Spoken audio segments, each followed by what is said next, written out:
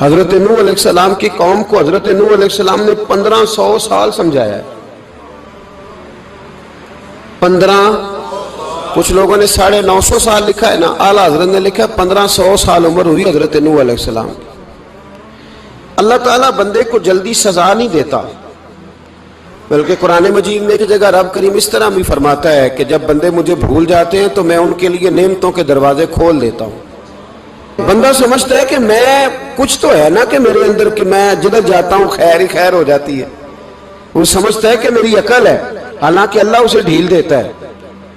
اللہ اسے ڈھیل دیتا ہے. گناہوں کی سزا کے 3 طریقے ہیں. ایک ہے متنبع کرنا، تنبیہ کرتا ہے اللہ، بندہ متنبع ہو جاتا ہے، یہ اللہ کا بہت بڑا احسان ہوتا ہے. ایک ہوتا ہے مہلت دینا، اور ایک تیسرا ہوتا ہے اللہ خفیہ تدبیر کرتا ہے. تھوڑا سا سمجھیے گا، انسان پر کوئی آزمائش آئی، فوراً اس کی چھٹی اس نے کہا کہ وہ فلان جگہ غلطی کی تھی تب ایسا ہوا ہے. ہوتا ہے نا کئی دفعہ آواز آتی ہے نا اندر سے، چلیں بول دیں کچھ نہیں ہوتا آپ کو. اللہ جانتا ہے یہاں کوئی کچھ نہیں کہے گا آپ کو، اور ہماری تو ویڈیو بھی نہیں گھومتی، یعنی خبر بھی نہیں ہو کہ کس نے ہاں کر دی کس نے نہ کر دی. آپ بغیر ٹینشن کے بات چیت کریں، آج کچھ نہیں ہوتا انشاءاللہ تعالی. آتی ہے اندر سے آواز. میں آپ سے اس لیے ان چیزوں کی تصدیق کراتا ہوں کہ باقیوں کو بھی آتی ہے کہ نہیں، اس لیے تصدیق. کبھی کوئی کسی جگہ انسان پریشان ہوتا ہے تو محسوس کرتا ہے کہ وہاں مجھ سے ہوتا ہے نا جی. جس کو یہ نصیب ہو جائے بڑا خوش نصیب آدمی ہے. حضرت مولا علی فرماتے ہیں اگر تجھے دنیا میں سزا مل گئی تو تو بچ گیا ہے، سمجھ پھر اللہ کرم کرے گا، آخرت میں سزا نہیں دے گا. اور یہ یاد رکھ لے، وما اصابکم من مصیبت فبما کسبت ایدیکم ویعفو عن کثیر. اللہ فرماتا ہے دنیا میں تجھے جو بھی تکلیف پہنچتی ہے وہ تیرے ہاتھوں کے کرتوتوں کی وجہ سے پہنچتی. ویعفو عن کثیر، فرمایا کثیر گناہ تو میں ویسے ہی معاف کر دیتا ہوں. یہ جو تیری زندگی میں دکھ ہے نا، یہ بھی میری قلیل سزائیں ہیں. یہ کثیر پر سزا، یہ قلیل ہے قلیل. یہ جو تمہاری زندگی میں تکلیفیں انسان کو سزا ملتی. حضرت فضیل بن عیاض رحمۃ اللہ تعالی علیہ گھوڑے پہ بیٹھے تھے، گھوڑا شرارت کرنے لگ گیا، اچھلنے لگ گیا، کودنے لگ گیا. تو حضرت فضیل بن عیاض نیچے اترے، ایک کونے میں جا کے نماز کی نیت باندھ لی، 2 رکعت نماز پڑھی، پھر دیر تک استغفار پڑھتے رہے، روتے رہے، دعا کرتے رہے. واپس آئے، خادم عرض کرنے لگے حضور سمجھ نہیں آئی، گھوڑے نے تھوڑی سی شرارت کی، وہ بدکا ہے، آپ نے اس کو چھوڑا ہے اور چھوڑ کر کے آپ نماز میں لگ گئے. تو حضرت فضیل بن عیاض فرمانے لگے جب بندہ اللہ کی نافرمانی کرتا ہے نا تو جو چیزیں اس کی فرما بردار ہوتی ہیں وہ اس کی نافرمانی کرنے لگ جاتی. تو مجھے محسوس ہوا تھا کہ میں نے کہیں اللہ کی نافرمانی کی ہے، اس لیے ایسا ہوا ہے کہ میرے گھوڑے نے میری، تو میں توبہ کرنے لگا ہوں. اور اب دیکھتا ہوں بیٹھ کے بھلا کیا ہوتا ہے. میں نے سچی توبہ، حالانکہ مجھے یاد نہیں کہ میں کہاں بولا، پر کھری اور سچی توبہ کی. دوبارہ گھوڑے پہ بیٹھے تو گھوڑا بالکل صحیح ہو کے ساتھ چلنے لگ گیا. میرے بھائی جب یہ تنبیہ ہے اللہ کی طرف سے، یہ متنبع کیا جاتا ہے کہ تو بعد آ جا. بہت ساری جگہوں پہ انسان کو وقتی طور پر اگر سزا مل جائے، نبی پاک علیہ السلام کی خدمت میں ایک صحابی آئے، بات مضبوط کر دوں، واقعہ سنایا ہے نا تو کچھ لوگ سمجھتے ہیں کہ یہ واقعہ ہے، تو میں ایک حدیث پاک امام بہقی کی لکھی ہوئی عرض کرتا ہوں. نبی پاک علیہ السلام کے ایک صحابی آئے اور ان کا سر پھٹا ہوا تھا، خون بہ رہا تھا. سرکار نے فرمایا کیا ہوا؟ عرض کی حضور ایک عورت جا رہی تھی، میری نظر پڑی، ابھی نظر پڑی ہے کہ میرے آگے ستون آ گیا تو میرے سر پہ لگ گیا. نبی پاک صلی اللہ علیہ وسلم نے فرمایا تیرے لیے خوشخبری ہے، اگر دنیا میں تیری غلطی کی تجھے سزا ملی ہے تو پھر رب تجھے قیامت میں سزا نہیں دے گا. پھر اللہ قیامت میں سزا، بعض گناہ ایسے ہیں جن کی یہاں بھی سزا ملے گی اور وہاں بھی ملے، لیکن میرے بھائی پہلی بات یہ ہے کہ اللہ تعالیٰ اس غلطی کی یہی سزا دے لے اور دعا فرمائے اللہ تبارک و تعالیٰ یہاں بھی معافی عطا فرمائے وہاں بھی معافی عطا فرمائے، اللہ درگزر ہی فرمائے. لیکن میرے بھائی ایک تو یہ سزا، ایک سزا یہ ہوتی ہے کہ انسان جب گناہ کرنے لگتا ہے تو اللہ نعمتوں کے دروازے کھولتا ہے، مہلت دیتا ہے. 500 سال تک فرعون کو مہلت دی. کتنے؟ یہاں جو 5 سال حکومت کر لیتا ہے وہ کہتا ہے سب سے قابل میں ہی ہوں، مجھے مہلت بھی ملی ہوئی ہے. 500 سال مہلت دی اللہ تعالیٰ نے. اور فرعون کی قوم پر پتہ عذاب کس طرح کے آئے تھے؟ ٹڈیاں مسلط کر دی اللہ نے. یہ گھومتی نہیں چھوٹی سی. ہم اپنی زبان میں اس کو کچھ لوگ مختلف ناموں سے یاد کرتے ہیں، کوئی مکڑی کہتا ہے، کوئی کچھ کہتا ہے. مسلط کر دی، جاتی نہیں. ان پر بنی اسرائیل کے ان مقابل جو فرعون کی قوم تھی ان پر الزام اس طرح کا عذاب آیا کہ مینڈک مسلط کر دی اللہ تعالیٰ. برتن کھولتے تھے اندر مینڈک نکلتا تھا. دنیا کی ہر دوائی استعمال کرتے تھے لیکن مینڈک نکل آتا تھا. تھوڑا سا سمجھا کریں چیزوں کو. ہمارے رنگ نہیں زیادہ گورے کہ ہم پر عذاب نہیں آتا. کوئی بہت زیادہ اللہ تعالیٰ معاف فرمائے دولت نہیں جمع کرا بیٹھے شاہی خزانے میں کہ ہم سے پوچھا نہیں جائے گا. یہ مہلت ہے، مہلت کو مہلت سمجھو. پھر جب پکڑ آتی ہے نا اللہ کریم کی، میں نے دیکھا ہے کروڑوں روپیہ 6 اولادیں. ایک شخص کے بچے باہر سے آ رہے تھے، وہ بندہ بیمار تھا. مجھے کہنے لگا حضرت جی دعا کریں میں ان کے آنے سے پہلے مر جاؤں ورنہ آ کے مجھے مار دیں گے. دعا کریں. اتنی بے سکونی، کروڑوں روپیہ پڑا ہے تو یہ عذاب نہیں؟ کوئی ضروری ہے کہ پتھر ہی برسیں گے تو سمجھ آئے گی؟ یہ جو سگا بیٹا بوڑھے باپ کے قریب سے گزر جاتا ہے سلام نہیں لیتا تو اس کو عذاب نہیں سمجھتے؟ یہ جو امت کی بیٹیاں، امت کی بچیاں، ہماری بچیاں ایک سال کے اندر 75,000 ہزار بچی ایک ڈویژن سے بھاگ کے شادی کر رہی ہے اور ایک صوبے سے. تو اس کو آپ اللہ کا عذاب نہیں سمجھتے؟ یہ معمولی بات ہے. نہیں ہمارے رنگ ہو رہے ہیں، ہم بڑے سمارٹ ہیں. 1500 سال مہلت دی نوح علیہ السلام کی قوم کو. کتنے سال؟ بول کے بتائیے، بول کے دوبارہ بولیے. 1500 سال. کوئی آدمی اپنی سمارٹنس پہ خوش نہ ہو جائے کہ 20 سال ہو گئے میں تو نافرمانی بھی کر رہا ہوں، روٹی بھی پک رہی ہے، میں تو حرام بھی کھا رہا ہوں، پھر بھی سب ٹھیک ہے. 1500 سال مہلت دی. پھر حضرت نوح کہنے لگے اللہ میں نے تو بڑا سمجھایا نہیں باز آتے. تو رب کریم نے فرمایا کشتی بناؤ. اللہ کے پیغمبر کشتی بنانے لگے تو قوم مذاق اڑانے لگ گئی. اب کیا کرنے لگے ہو؟ اب کشتی بنانے لگے ہو، خیر تو ہے، قوم مذاق اڑا رہی ہے. حضرت نوح علیہ السلام کا آپ نے کشتی بنائی، پانی کہاں سے نکلا؟ نہ بارشیں ہوئی نہ سیلاب آئے. ایک تندور تھا اس کے اندر سے پانی نکلنا شروع ہو گیا. کبھی تندور سے بھی پانی نکلا ہے اور جب نکالنے والا چاہتا ہے تو وہاں سے بھی ایک تندور سے پانی نکلا. اتنا نکلا اتنا نکلا اتنا نکلا کہ قوم ساری ڈوب گئی. قرآن مجید کے صفحات شہادت دیں گے کہ حضرت نوح کی قوم کا بچہ بہ گیا. بچے صرف وہ تھے جو حضرت نوح کے ساتھ ہو گئے، تباہ ہو گئی. اللہ بے نیاز ہے، بے نیاز.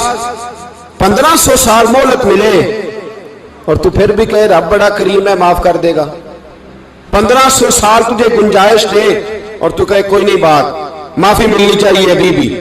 میرے بھائی حضرت صالح علیہ السلام کی قوم، حضرت صالح نے تبلیغ شروع کی تو کہنے لگے پہلے معجزہ دکھاؤ. جی آج تو نہیں لوگ معجزے مانگتے ہیں. آج بھی لوگ کرامتے اور معجزے، اللہ معاف کرے جو چیزیں معجزہ تو ہو نہیں نہ سکتا لیکن آج بھی لوگ، آپ یقین کریں، کہتے ہیں یہ بڑی نمازیں پڑھتا ہے تو پھر بخشا کیوں نہیں گیا، پھر کیوں نہیں منو سلوا کیوں نہیں اترا اس پر، پھر میں بھی اسی طرح ہی ہوں، کیا اس کے اندر خوبی آ گئی. مولوی بھی ویسے ہی ہے، صوفی بھی ویسے ہی ہے. لوگ مانگ نہیں رہے، لوگ دلیلیں مانگ نہیں رہے. ابھی بھی لوگ بحث نہیں کرتے. کیا فرق آ گیا جی، ویسے ہی ہیں سارے. اللہ تعالیٰ سے ڈرنا چاہیے. ہمیں سامنے والے کی طرف دیکھ کر صحیح ہونے کا حکم نہیں ہے، ہمیں اپنی اصلاح کا حکم ہے. اپنی طرف دیکھ کے اپنے آپ کو ٹھیک کرنے کا. الزام لگا کے گزر جانا اس کا کوئی مطلب. سنو اور یاد رکھو. حضرت صالح علیہ السلام سے کہنے لگے پہلے معجزہ دکھائیں تو حضرت صالح علیہ السلام نے فرمایا اونٹ کہاں سے پیدا ہوتے ہیں؟ کہا اونٹنی کے بطن سے. فرمایا آؤ میں تمہیں پہاڑ کے اندر سے اونٹنی پیدا کر کے دکھاتا ہوں. کہاں سے؟ پہاڑ کے اندر سے. حضرت نوح ساتھ لے کے گئے تو پہاڑ کے اندر سے اونٹنی نکلی اور اونٹنی بھی گابن تھی. اس کے پیٹ میں بچہ, اور اونٹنی اتنا دودھ دیتی تھی کہ ساری بستی دودھ پی جاتی تھی, پھر بھی دودھ بچ جایا کرتا تھا. لیکن حضرت نوح علیہ السلام نے فرمایا اب تم نے دیکھ تو لیا یہ اسے, یہ جتنا دودھ دے گی روٹی بھی اتنی کھائے گی. ایک دن تم سارے پانی پیو گے, ایک دن یہ سارا پانی پیا کرے گی. ایک دن تم سارے باقی جانوروں کو گھاس کھلاؤ گے, ایک دن یہ اونٹنی, اور اونٹنی کا نام کیا؟ ناقۃ اللہ, اللہ کی اونٹنی. کس کی اونٹنی؟ نام کیا ہے؟ اللہ کی. یہ اللہ کی اونٹنی ہے. تو حضرت نوح علیہ السلام کی اونٹنی فرمایا اس کی بے ادبی نہ کرنا. باز نہیں آئے لوگ, باز نہیں آئے. کہنے لگا جی دودھ دینا تو ٹھیک ہے, پر یہ جو سارا پانی پی جاتی ہے نا یہ صحیح نہیں. یہ جو ساری گھاس کھا جاتی ہے یہ نہیں ٹھیک. دودھ دینا تو ٹھیک ہے پر یہ نہیں صحیح. آپ نے فرمایا اسے کچھ نہ کہنا, اللہ کی اونٹنی ہے. میں کہا کرتا ہوں ان لوگوں نے ناقۃ اللہ کی بے ادبی کی, حضرت نوح علیہ السلام کی اونٹنی کی ٹانگیں کاٹ دی, صالح علیہ السلام کی. اور دیکھو اللہ بڑا بے نیاز ہے, اگر پیدا کرنا جانتا ہے تو حفاظت کرنی نہیں جانتا. لیکن رب کریم نے فرمایا نہ کرنا. انہوں نے ان کے پیر کاٹ دیے, کانوں پہ چھریاں لگائیں. اونٹنی جب مر گئی, اونٹنی اللہ تبارک و تعالیٰ کی وہ اونٹنی جب مر گئی تو حضرت صالح علیہ السلام کی قوم پر رب کریم نے زلزلہ بھیجا. اذا زلزلت الارض زلزالہا, جب زلزلے آئیں گے اور جب ان کا زلزلہ آنا زلزلہ آتا ہے نا, کیا کرتی ہے قوم؟ لا الہ الا اللہ, لا الہ الا اللہ, کلمے جاری ہو جاتے. بلکہ ایک دفعہ ایسا بھی ہوا کہ مسجدوں میں اعلان ہونے لگے زلزلہ آ رہا ہے. جو فجر کے لیے نہیں اٹھے زلزلے کے لیے وہ بھی اٹھ گئے. جن کا دعویٰ ہے نا میری سویرے آنکھ نہیں کھلتی, ان کی لگی نہیں کتنے گھنٹے, بعد میں بھی نہیں لگی. ٹی وی پہ اعلان ہوتے رہے کوئی نہیں آ رہا, سو جاؤ چپ کر کے. لیکن آنکھ لگی. موت سے تو ڈرتا ہے, اللہ سے ڈرتا ہی نہیں. موت کا خوف ہے, رب کا نہیں. زلزلہ آیا, ساری قوم تباہ ہو گئی. بتاؤ اگر ناقۃ اللہ کی گستاخی ہو تو اللہ ناراض ہو جاتا ہے, اور اگر اولیاء اللہ کی ہو, اگر اولیاء اللہ کی ہو تو رب ناراض نہیں ہوتا. شرم نہیں آتی لوگوں کو داتا صاحب کی بے ادبی کرتے, شرم نہیں آتی لوگوں کو غوث اعظم کی گستاخی کرتے, حیا نہیں آتی جنہوں نے دین پھیلایا ان کی بے ادبی. میں درد سے کہتا ہوں, رو کے کہتا ہوں, اور اگر کلیجہ پھٹ سکے تو میں دکھاؤں زخم کتنے. ایک حج کے موقع پر ایک بابا جی, اس سال 4,80,000 روپے کا پرائیویٹ حج تھا, اور بابا جی کی کیفیت کمزور تھی, بیچارے بیمار تھے. اس کے باوجود وہ گئے. بوڑھے آدمی, جا کے بیٹھیے, بزرگ, اور کتنی مشکل ہے وہاں منا, مزدلفہ, عرفات, طواف زیارت, کتنا مشکل کام ہے طواف زیارت کرنا, طواف وداع کرنا. کس کٹھن سے حج کیا, بڑھاپے میں, پیسے بھی لگائے. اور جب وہ روضہ رسول پہ گئے صلی اللہ ہو, اور انہوں نے جا کے نبی پاک صلی اللہ علیہ وسلم کے روضے کی طرف منہ کر کے درود شریف پڑھا تو ایک ملا نے اٹھ کے کہہ دیا تو تو مشرک ہے. تو میری روح کانپی. میں نے کہا تجھے شرم نہیں آئی, حیا نہیں آئی؟ اس کی عمر دیکھ, کس بڑھاپے میں کہاں سے چلا, کہاں آیا. یہ مشرک ہوتا تو کسی مندر میں جاتا, یہ مشرک ہوتا تو کسی گرجے میں جاتا. یہ مشرک نہیں, یہ مومن ہے. اور یہ وہ والا مومن ہے جس کے سینے میں دل جب دھڑکتا ہے تو خالی دھڑکتا نہیں, ساتھ وہ محمد عربی پہ درود و سلام بھی پڑھتا ہے. شرم نہیں آتی لوگوں کو, اتنی بڑی گستاخی کرتے. جو روضہ رسول پہ آیا مشرک ہے.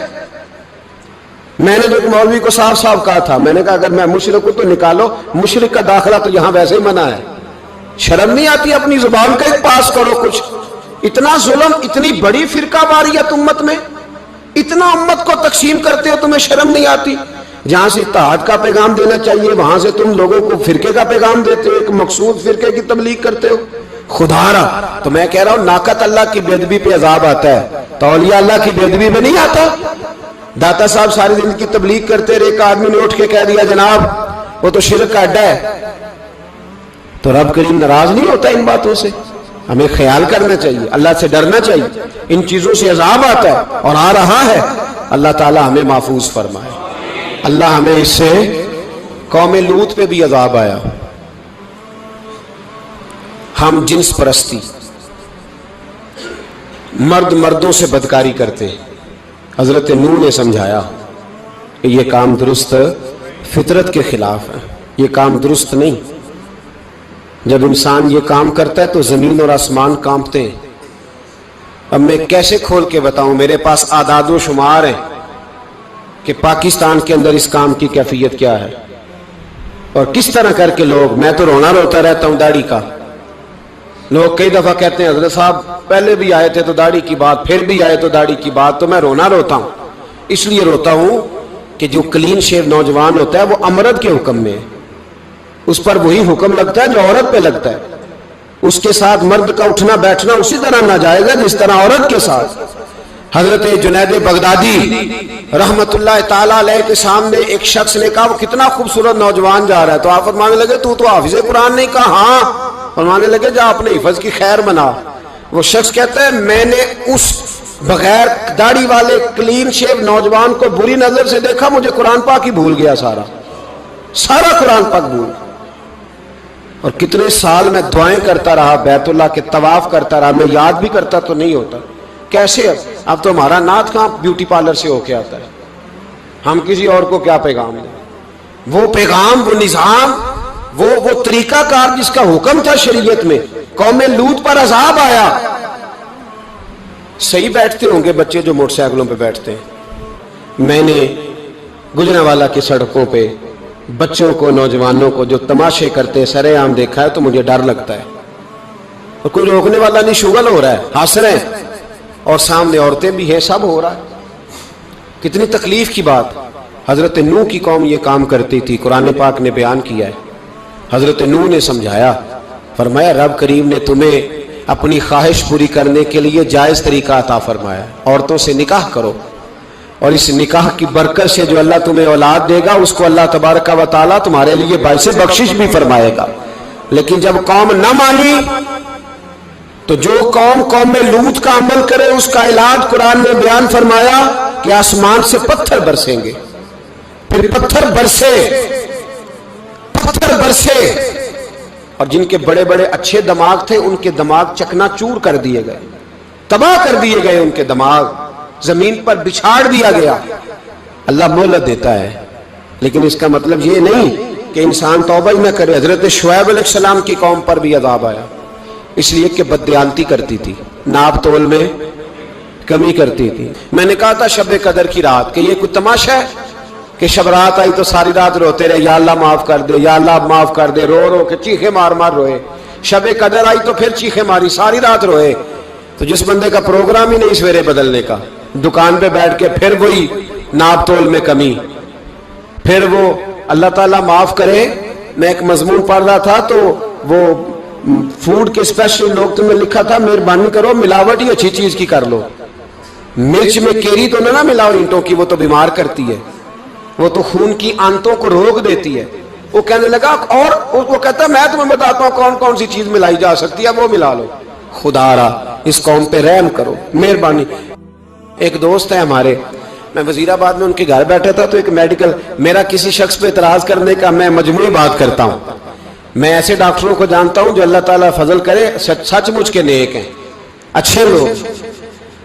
تو بچے کا میڈیکل سٹور ہے، تو والد بیمار ہو گیا، تو کہتا ہے ابا جی ڈاکٹر صاحب نے کہا آپ کو ڈرپ لگنی ہے، تو سگے باپ کو ڈرپ لگانے لگا۔ تو باپ کیا کہتا ہے پتر تیری مہربانی مینوں کوئی اصلی لائی، وہ نہ لائیں جڑی لوکاں نوں لانا ہے۔ اب وہ پیار سے سنا رہا ہے بات۔ میں نے اسے کہا کہ یہ تو ڈوب مرنے کا مقام ہے نا، ڈوب مرنے کا مقام، کہ جس ملک کے اندر دوائی بھی صحیح نہ بکے، اصلی نہ ملے دوائی بھی، اور پھر وہ قوم کہے کہ ہم نے تو پورے روزے رکھے، ہم نے تو بڑا صدقہ اور خیرات کیا، دوائی بھی اصل نہ ملے۔ جناب شعیب علیہ السلام کی قوم ناپ تول میں کمی کرتی تھی، تو اللہ تبارک و تعالیٰ نے ان پر بتا عذاب کس طرح کا بھیجا، شدید گرمی ہوئی۔ اللہ ہمیں محفوظ فرمائے، سارے آمین کہہ دیا۔ دیکھیں کتنا اچھا موسم کر دیا رب کریم، اللہ ہمیں محفوظ فرمائے، اللہ رحمت فرمائے۔ شدید گرمی کی لہر آئی، باہر اتنی گرمی ہوئی کہ لوگ اپنے گھروں میں گھس گئے۔ جس طرح سورج کی شعائیں گھروں کے اندر داخل ہو جاتی ہے، اس طرح گرمی کی لہر اندر داخل ہوئی، اور جس طرح کسی کو آگ لگ جائے تو وہ آدمی اچھلتا کودتا ہے نا، اس طرح یہ لوگ اچھلنے لگے اور اچھل کود کے مر گئے. جرم کیا تھا؟ ناپ تول میں کمی کرتے. حضرت داؤد کی قوم بھی تباہ ہوئی. جرم کیا تھا؟ ہفتے والے دن مچھلیاں نہیں پکڑنی تو یہ پکڑتے تھے. حکم ہے نا مسلمان کو نماز کے ٹائم کوئی اور کام نہیں کرنا، نماز پڑھنی ہے. میرا خیال ہے مسلمان تو فٹافٹ آ جاتے ہیں، سارے ہی پہنچ جاتے ہیں نا مسجدوں میں. ہلکا ہلکا بول رہے ہیں آپ، کیوں نہیں پہنچتے؟ اگر حضرت سیدنا، اور پتہ انہیں سزا کیا ملی؟ اللہ نے فرمایا اس ٹائم عبادت کرنے والے کام نہیں کرنا، وقت نہیں ہے کام کا. انہوں نے مچھلیاں پکڑی، 12,000 لوگ تھے. پتہ ہے مالک نے سزا کیا دی؟ بندر بنا دیا. اللہ کریم قرآن مجید کا پہلا سپارہ پڑھے، فَجَعَلْنَاهَا نَكَالًا لِمَا بَيْنَ يَدَيْهَا وَمَا خَلْفَهَا. اللہ فرماتے ہیں پچھلوں کے لیے بھی عبرت بنا دیا، بعد والوں کے لیے بھی عبرت، نشان عبرت بنا دیا. بندر بن گئے. اور جو ان کے دوست جو بچ گئے تھے ان کے پیر چومتے تھے، روتے تھے. 3 دن بندر بن کے زندہ رہے.